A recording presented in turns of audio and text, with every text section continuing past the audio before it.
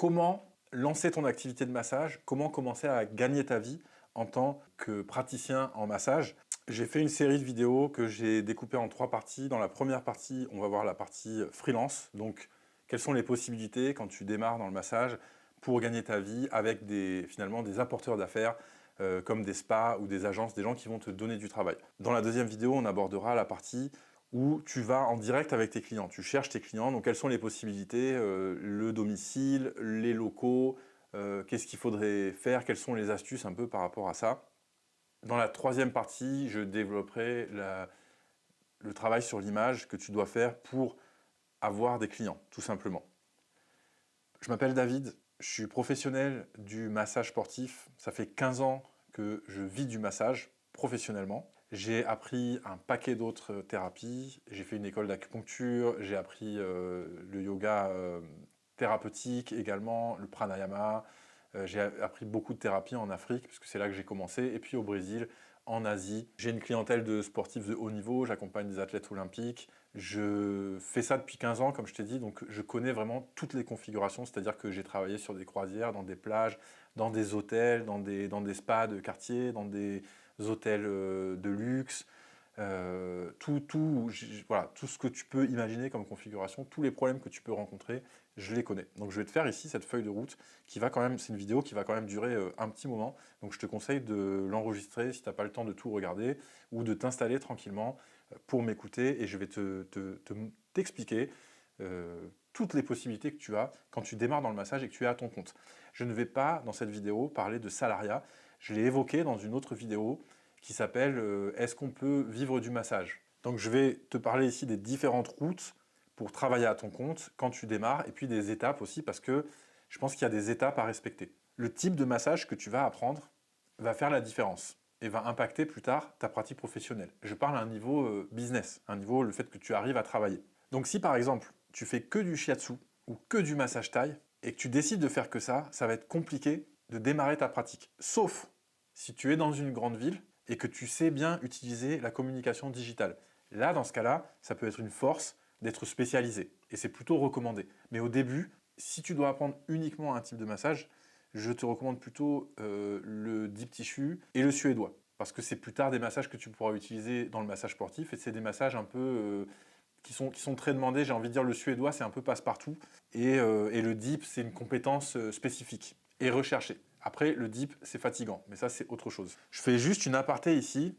Il y a vraiment un massage que je déconseille d'apprendre, ou en tout cas que je déconseille de mettre en avant, c'est le massage californien. Parce qu'il a une forte connotation sensuelle. Et dans ce métier-là, il faut en parler. Il y a un problème avec des clients, avec certains clients masculins, toujours, hein, c'est toujours des hommes, qui font un amalgame avec le massage et la sensualité, et qui sont en recherche de sensualité. Et ça, c'est vraiment un gros problème que j'aborderai dans d'autres vidéos. En fait, c'est un gros problème parce qu'il nous embête, et on n'a pas besoin de ça, on n'a pas envie de ça. Et même si notre communication est claire, ce genre de clients, on les retrouve toujours. Même dans des hôtels 5 étoiles, tu retrouves ce genre de clients. Et si tu commences à t'aventurer sur des trucs comme le massage californien et de parler de sensualité, là, je te garantis que ça va pas être marrant, tu vas pas avoir vraiment les clients que tu souhaites. Ou en tout cas, ils seront pas là pour les bonnes raisons.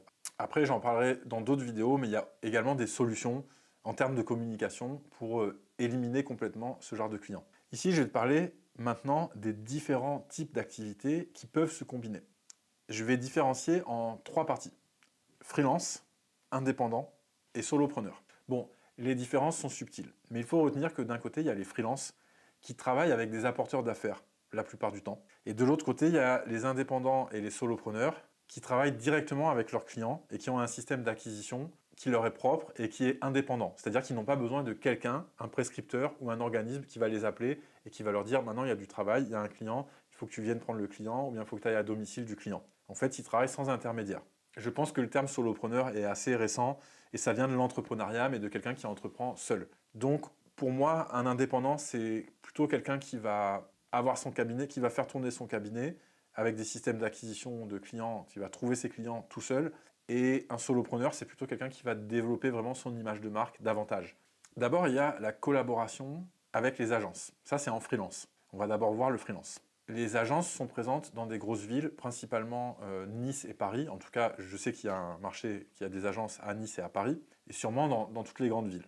Et ils travaillent avec leurs clients en direct et beaucoup avec des prescripteurs. Donc un prescripteur, c'est quelqu'un qui recommande tes services ou qui a besoin de tes services. C'est un intermédiaire. Donc ça veut dire que l'agence, qui est un intermédiaire entre toi et le client, travaille aussi avec un intermédiaire. Et souvent, ce sont les concierges d'hôtel ou les concierges en général.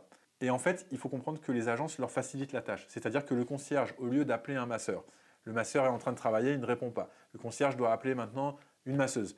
La masseuse peut-être ne va pas répondre. Et au lieu d'appeler 10 personnes comme ça, ils n'ont qu'un seul interlocuteur. Le concierge prend une commission, l'agence prend une commission, et tu vas, toi, être envoyé à masser le client à domicile, ou des fois ça peut se passer dans des spas aussi. Quand on démarre, c'est très intéressant. Ça permet d'avoir une clientèle. C'est souvent, de mon expérience, mieux rémunéré que le freelance dans les spas, on en parlera plus tard. Et ça fait aussi de l'expérience, ça te fait une expérience dans le métier. Du coup, tu n'as pas également besoin de trouver toi-même tes clients, de développer ta communication. Il y a des domiciles où là, tu dois avoir ton matériel, et le travail dans les spas, en général, il y a déjà le matériel. Donc ça peut être assez intéressant. Par contre, le problème, c'est que souvent, ils n'ont pas le volume de travail nécessaire pour que tu puisses en vivre. Il y a aussi également beaucoup de dernières minutes, donc ça veut dire que tu vas toujours être à l'affût de ton téléphone. Et le travers, on va dire, de ces agences, et ce qui est normal, on peut les comprendre, il faut se mettre à leur place, c'est qu'ils vont privilégier ceux qui sont le plus disponibles, ou en tout cas, ils vont avoir leur tête à un moment. Ils vont avoir les gens qui préfèrent faire travailler. Ça, on retrouve ça dans les spas aussi pour les freelances. On en reparlera tout à l'heure. En fait, c'est comme s'il y avait un système de points et que c'était classé au mérite et que tu gagnes des points pour des raisons, parfois, souvent, ça va être des raisons de disponibilité. Hein. Si tu dis tout le temps oui et que tu es disponible dans l'heure, tu vas être forcément plus favorisé que quelqu'un qui est jamais disponible. Comme je te dis, on peut les comprendre, il faut qu'ils fassent tourner leur entreprise. Et puis, des fois, il y a un système de points qui n'est jamais, c'est pas quelque chose qui est dit, hein, mais qui est plus, voilà, qui est plus aléatoire.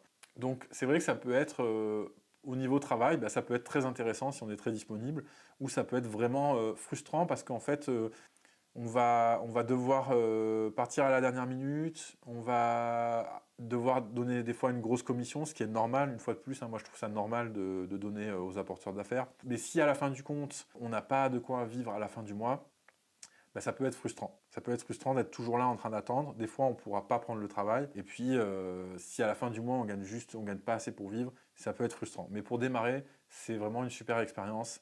Ça te permet aussi d'avoir une grande diversité de clients et dans certains cas, de rentrer dans l'univers du luxe qui peut être intéressant. En tout cas, c'est dans le sens que c'est une expérience, quoi. Il y a des choses qui sont à voir parce que c'est complètement surréaliste et c'est une aventure, ça peut être marrant et puis ça peut être assez intéressant financièrement aussi. Et en général, ces agences quand même rémunèrent assez bien. Il y a une grosse différence avec des plateformes du style Wikasa qui là, clairement, apparemment, rémunèrent très mal.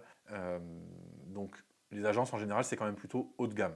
Si tu as des questions, bien sûr, pose des commentaires. À chaque fois que tu as des questions sur quelque chose, n'hésite pas à poser des commentaires. Ensuite, en freelance, on a le travail dans les spas. Donc là, c'est pareil, quand on commence, c'est très intéressant parce que ça nous permet d'avoir de l'expérience, ça nous permet de ne pas avoir besoin de développer notre communication. Il y a des spas aussi où tu peux recevoir des formations. Moi, j'ai travaillé pendant quelques temps au Thermes Marin de Cannes.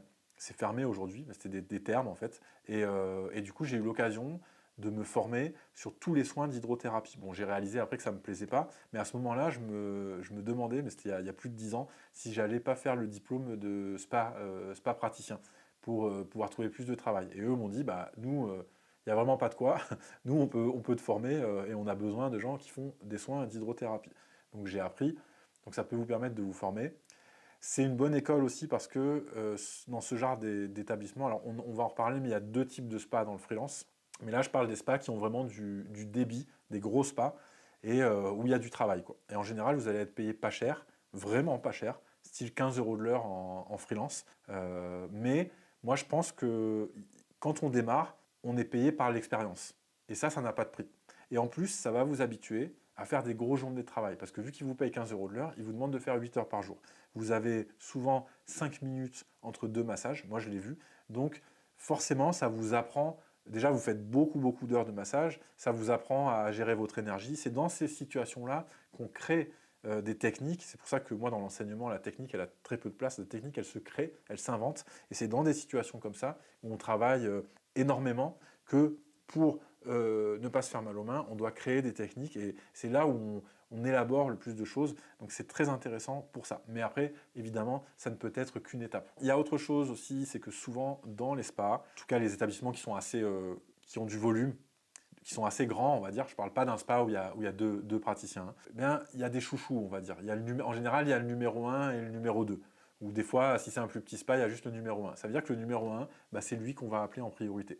Lui, il va travailler, en fait, des fois même, c'est des gens en fait, qui travaillent, ils ne sont pas salariés parce qu'ils sont en freelance et ils font une facture, mais en réalité, ils travaillent qu'avec un seul établissement. C'est comme du salariat. Des fois, dans des plus grandes structures, il y a un numéro 2 aussi, qui est favorisé, mais un peu moins que le numéro 1, mais qui passe aussi avant tout le monde. Donc c'est vrai que si tu n'es pas dans le numéro 1 ou le numéro 2, ben, tu vas pas avoir, en tout cas, ton travail va être irrégulier. Alors dans les spas, comme je t'ai dit, où il y a beaucoup de volume, quand tu vas venir pour la journée, mais des fois, ça va pas être tous les jours. Tu vois, donc ça va pas, c'est mal payé, c'est pas tous les jours. Donc souvent, à la fin du compte, en fait, c'est quand même pas suffisant pour vivre. Donc c'est vraiment, pour moi, c'est pour un laps de temps, pour te faire ton expérience. Et dans les spas où il y a des spas qui payent beaucoup mieux, donc tu vas être sur du 40. Alors moi je te parle de ça la dernière fois où j'ai travaillé en freelance, c'était il y a peut-être 8 ans. Mais bon, tu vas être payé 40, 60 euros de l'heure. En général, ça va rarement dépasser 60. Mais par contre, tu vas être appelé juste pour 2 heures ponctuellement, tu vois. Les deux, de toute façon, sont intéressants à prendre quand tu n'as rien et quand tu démarres. Moi, vraiment, je suis un fervent croyant à la notion d'étape. Quand tu démarres, tu gagnes en expérience. Je fais une aparté, mais je voyais en école d'acupuncture, moi, je faisais des soins gratuitement parce que bah, ça me permettait de pratiquer beaucoup. Et puis, les gens me donnaient ce qu'ils voulaient. Et je voyais des gens qui disaient déjà, non, mais moi, je fais payer les soins. Donc, ils étaient en première année d'acupuncture. J'ai eu la chance de faire une école où on apprenait à pratiquer très rapidement. Au bout de 6 mois, on pouvait pratiquer. Donc il disait, bah, moi, c'est bon, je fais payer, je fais pas de trucs gratuits. Moi, je suis pas du tout de cette école. Tu démarres, il y a des étapes. Tu démarres, tu es payé en expérience. Tu as de l'expérience, là, tu peux asseoir ton autorité et dire, voilà, moi maintenant, je suis à tel niveau, parce que tu t'es fait l'expérience. Donc tu as bien compris, ces trucs de freelance, de toute façon, c'est pas valable, c'est pas viable avec le temps. Ensuite, tu as les massages sur la plage. Alors là, souvent, c'est un système différent qui peut ressembler à ce qu'on trouve dans certaines salles de sport. Bon, les coachs, évidemment, sportifs ont ce système-là, mais il y a des salles de sport aussi qui fonctionnent comme ça avec des masseurs ou des masseuses. Donc le principe de la plage, c'est qu'on y va, on attend le client et on est payé que s'il y a du travail. Donc s'il y a 0 client, bah, on n'a rien du tout. S'il y a un client, bah, on a un peu. Et puis s'il y a 10 clients, bah, on a beaucoup et puis on est fatigué. Mais on est content parce qu'on est à la plage et qu'on fait quelque chose qu'on aime. Mais à la fin du compte, à moins d'adorer ça et d'y être pour le plaisir, c'est vraiment le système que j'aime le moins. Parce que justement, tu sais jamais ce que tu vas gagner. En plus, je pense que ce genre de plan, c'est fait pour des gens qui sont très extravertis, qui savent se vendre, on va dire, et qui sont à l'aise avec l'idée d'aller démarcher les clients sur la plage. C'est-à-dire que quand tu n'as pas de travail, il faut que tu passes au transat et que tu invites les clients, que tu les informes. Sauf que évidemment, si c'est pas ton truc, bah, tu vas pas bien le faire, donc les gens, ça va pas, la plupart des gens, ça va pas leur donner envie. En général, dans ce système-là, c'est un pourcentage. En fait, vous avez un accord avec la plage, vous exploitez le lieu, donc vous avez une petite cabine sur la plage, et en échange, vous donnez un pourcentage. Ce qui fait que c'est pas mal parce que vous n'avez pas de loyer à payer. Alors des fois, c'est en direct avec la plage, et des fois, il y a un intermédiaire, des agences encore.